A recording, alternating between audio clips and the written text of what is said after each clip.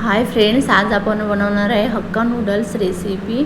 तर त्यासाठी आपण सर्वप्रथम पाणी बॉईल करून घेतलेलं आहे। म्हणजे पाण्याला उकळी आल्यानंतर हे नूडल्स घालून घ्यायचे आहे आणि मग हे जे एकदम बॉईल करायचं नाही आहे, नूडल्स पाण्यात टाकल्यानंतर गॅस बंद करायचा आहे आणि 5-7 मिनिट झाकून ठेवायचं आहे। असंच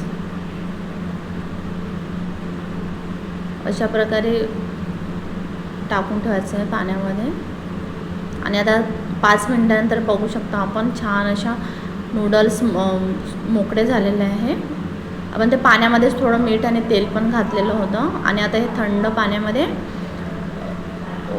पाणी ओतून घ्यायचं आहे ह्याच्यावर, किंवा तुम्ही नळाखाली पण असं वॉश करून घेऊ शकता थंड पाण्याने। त्यामुळे आपले नूडल्स छान सुटसुटीत आणि मोकळे होतात। त्यानंतर आपल्याला लसूण बारीक करून घ्यायचं आहे आणि कांदा पण चॉप करून घ्यायचा आहे। अशा प्रकारे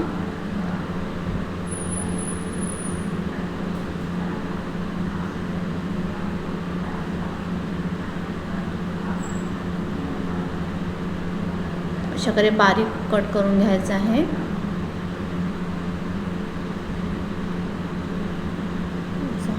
आणि आपल्याला अशाच प्रकारे हिरवी मिरची आणि थोडं पातीचा कांदा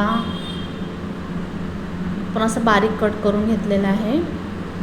आता आपण नूडल्स बनवायची तयारी करूया।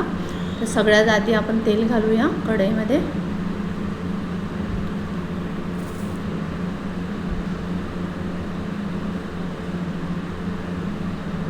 त्यानंतर लसूण घालूया। लसूण खूप लाल करायचं नाही आहे, आपल्याला असंच ठेवायचं आहे, लाल नाही होऊ द्यायचं आहे।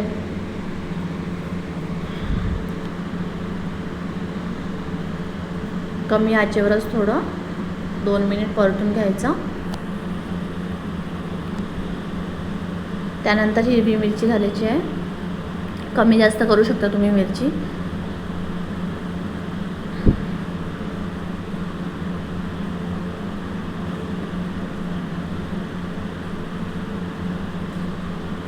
त्यानंतर कांदा घातला आहे। कांदा वगैरे आपण मोठ्या आचेवरच थोडं परतून घ्यायचं आहे, खूप लाल असं मऊ नाही होऊ द्यायचं।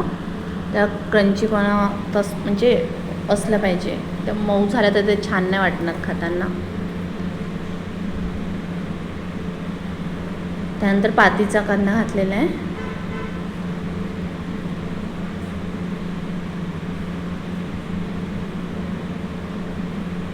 आता आपण पत्ताकोबी पण बारीक चिरून घेतलेली आहे, ती पण घालून घेऊ।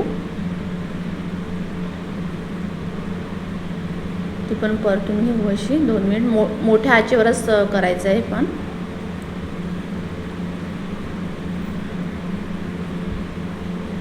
थोडं मीठ घालायचं आहे, मीठ थोडं कमीच घालायचं, कारण की आपण सॉस पण घालणार आहे। त्याच्यात पण सॉसेस पण थोडे सॉल्टी असतात, त्याच्यामुळे ते मग खारट होण्याची शक्यता असते नूडल्स, त्याच्यामुळे मीठ कमीच घालायचा।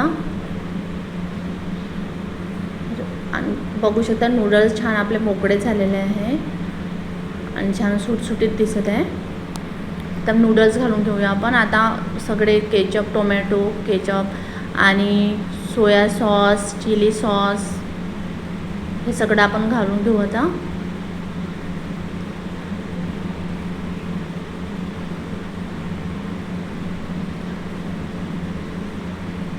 तुम्ही तिखट पण घालू शकता, थोडं जास्त स्पायसी हवे असेल तर।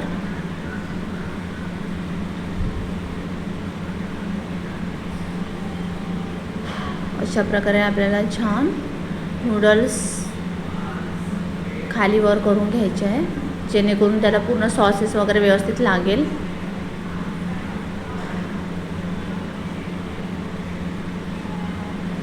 तर रेडी आहे आपले नूडल्स आणि खूप झटपट तयार होणारी रेसिपी आहे ही, काही वेळ लागत नाही आणि मुलांना पण छान आवडीने खातात।